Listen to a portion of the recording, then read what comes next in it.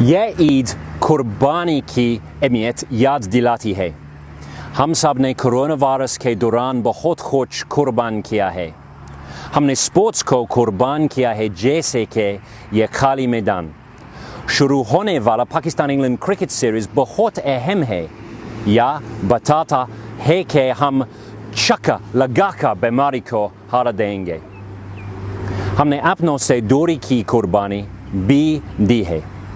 مجھے افسوس ہے کہ میں پورا پاکستان نہیں گھوما، لیکن ہماری ان قربانیوں کا نتیجہ ہے کہ پاکستان میں کورونا کے کیسز کم ہو رہے ہیں۔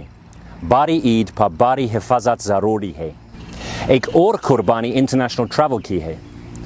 اس لیے میں خوشی سے کہتا ہوں کہ برٹش ایئر ویز پاکستان سے اپنی فلائٹس دوبارہ شروع کر رہا ہے۔